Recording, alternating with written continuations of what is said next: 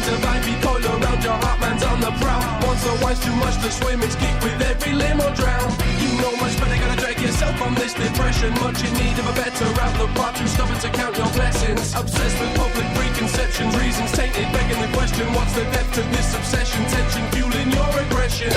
Your feet hurt, so you have another drink. Too scared to talk, so you have another drink. The god of wine backers has put you in his chains. You know it, but you block it and you have another drink. Your feet hurt, so you have another drink. Too scared to talk, so you have another drink. The god of wine backers has put you in his chains. You know it, but you block it and you have another drink. You have another drink. You have another drink. You have another drink. Yeah. You have another drink.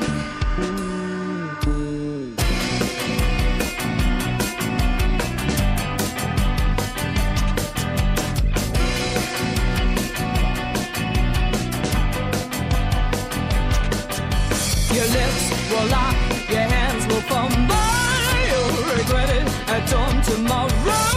Regret the sickness and the sinning, knowing that you never would have done it. So good. Your feet hurt, so you have another drink. Too scared to talk, so you have another drink.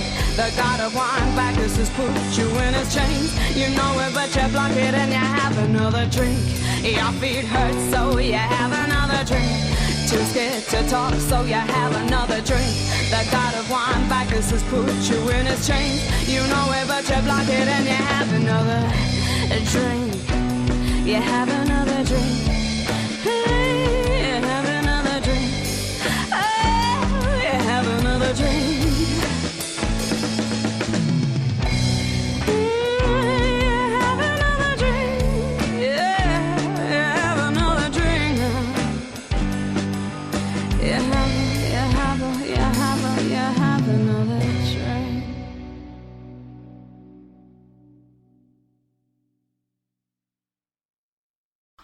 Millie Manders, Bacchus, featuring Harry Collins, Barnaby. Now, this one had, for me, had a good, well, obviously it was ska-based, but had a good mix of a little bit of hip-hop and a little bit of alternative in there, but yeah. you really made it work, and I really enjoyed it. I just haven't really heard too much like that. No, it's either punk ska, flat-out ska, and rarely do you hear any, like, mixing of more than one genre of music. Well, even though ska is more like an upbeat reggae, you kind of get the point I'm trying to make here.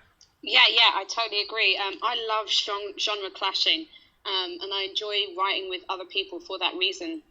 Harry is the lead man from a band called Counting Coins, which is another kind of ska punk band, but they have got a hip hop influence. And actually, the music was co-written with my producer at Outhouse Productions. So it was a real collaboration of all of our favourite genres just going into one mixed bag, and it's worked really well. Yeah. No. I was going to say I found it really catchy. I mean, I was dancing. I think Brian was ignoring me at the time.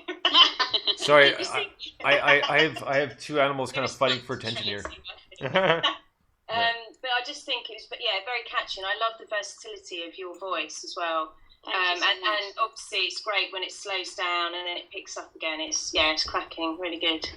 Thank you so much. Yeah, I'm pretty pleased with it. I'm very excited. The music video should be out in the next couple of weeks as well. So I look forward to that. Right on. You. So with this song, how many more songs are planned or are being ready to be recorded for this pledge? So there's going to be 4 songs on the EP. Bacchus will be on the EP, but it'll be a different version. And then there's going to be 3 completely new songs that people haven't heard at all. Nice. So that's really exciting. We're keeping it under wraps for the moment, but they are all in pre-production stage at the moment. Now, with Bacchus and some of the other songs that you guys have been writing, do you guys have a preconceived idea before you went into it, or do you just kind of sit down, start writing, and started kind of clashing things together?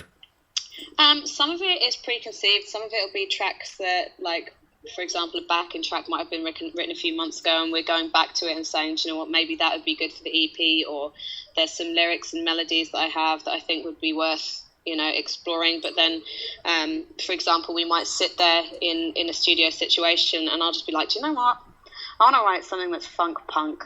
Let's explore some of that genre, and we'll get some references up, and we'll listen to some of our favourite songs in those genres, and we'll start working on, creating our own sound and stuff. And it's just a really nice process to just be able to go, do you know what, we're going to do what the hell we want. Yeah. We're going to make good music, but it's going to have all the genres that we want to have in the EP.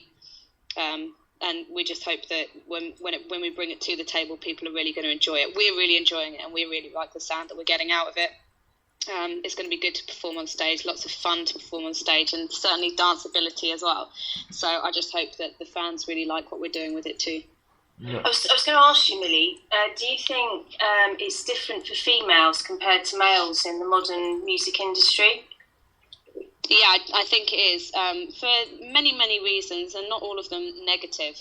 I think people have a fixation on this whole women should be equal type thing, but people forget that for billions of years we've had a patriarchal society, and that doesn't just go away. So yes, there are differences with the way that I am treated, the way that people view me as an artist, and sometimes it's more difficult, but sometimes it makes an easier road for me. And there's always a balance. There's always good sides and bad sides to whatever sex you are, what genre you are, what you look like. So yeah, my road is different to anybody else's. It's as simple as that.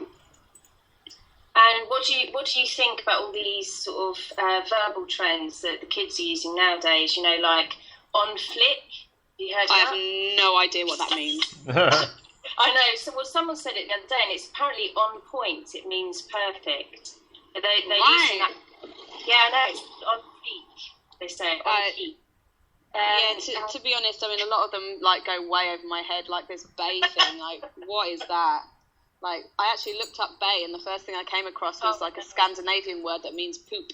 So probably a better way of thinking of it. Yeah, hanging out with my poop. Yeah. Having fun with poop. Brilliant. I mean, it gave me comedy for a good week and a half, going around talking to people about their poop. Do you ever use all the slang? When you're, I don't know, promoting anything, would you ever use it? Do you lol? I try and keep away from that because it drives me nuts, but I don't know. Yeah, I mean, I say lol sometimes just because I'm almost being sardonic. A lot of time, oh yeah, lol. But I think it doesn't matter who you are or where you're from, you end up using slang regardless, because it just becomes part of your everyday language. You don't even realise you're doing it in some small way. Part of your language is going to be slang. Yeah. So it doesn't phase me. When you hear it enough, it just becomes second nature, doesn't it? I suppose. Yeah, it does. It becomes part of your urban dictionary, whether you like it or not. Because it becomes a universally used message, I guess. I'm really hoping that poop doesn't become a universally used. I love that. I'm really thing. Some of them I'm less worried about. So yeah. I don't think I'll be using this on flick thing though. That doesn't. It's a bit. On flick, it seems a bit odd to me. It's a bit out there, isn't it? Yeah. I think so. Oh. I suddenly feel so old.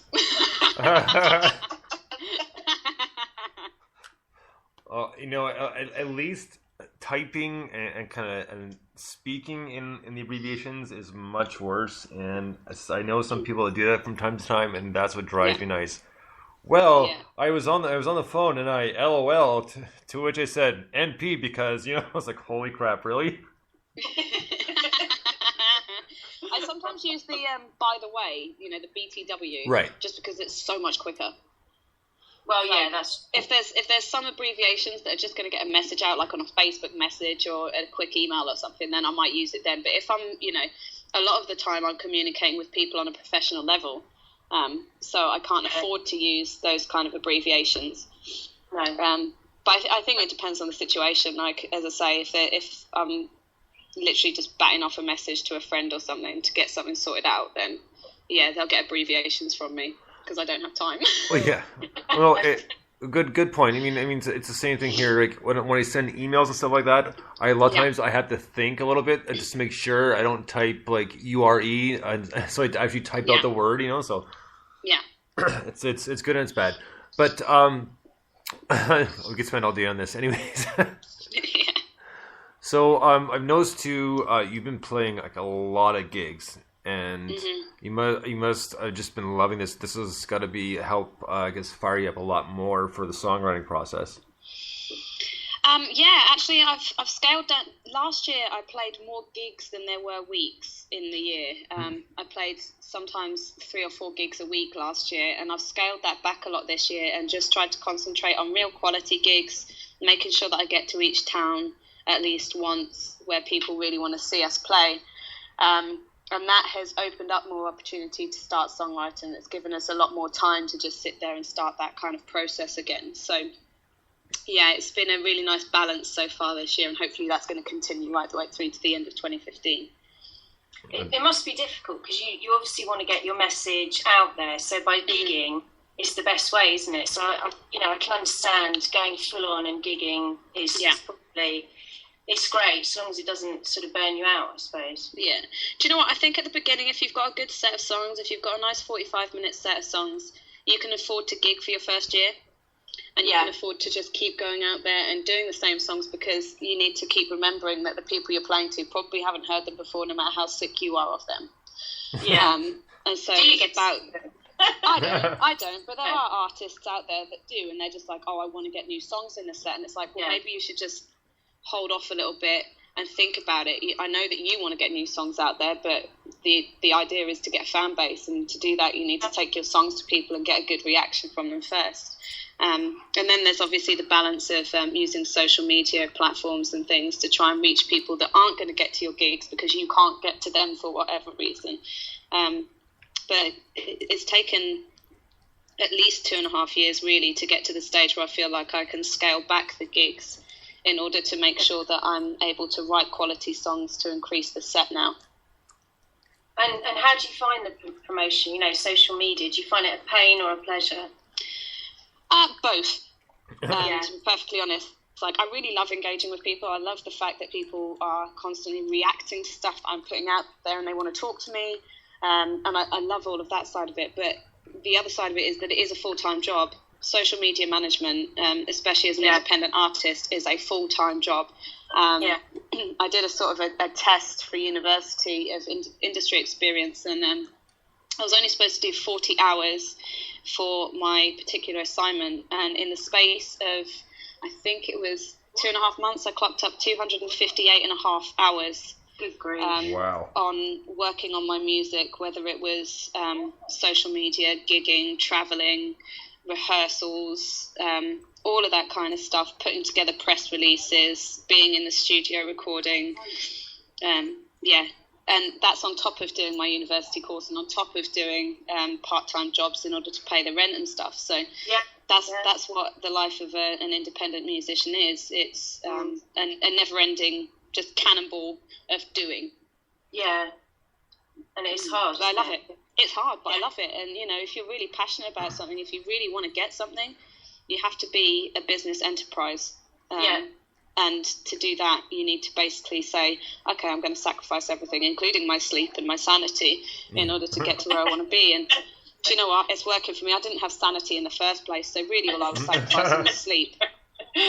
You know what? I totally know what you're talking about. I mean, granted, I don't think I've ever been on that much, even between the show and promoting it and that sort of thing. But every usually kind of Friday afternoon and Saturday without fail. I mean, this is a good thing because I have people help promoting the show, but it's non-stop.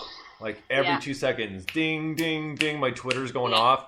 And the thing is, I have a watch. It's not an iWatch. It's just a watch that can Bluetooth connects, and I get all my feeds on there. So every few seconds, my wrist is vibrating too because I got my watch going. So I totally understand it. It can get a little frustrating at times. It's like, all right, I need 5 minutes, so I'll put them down in another room.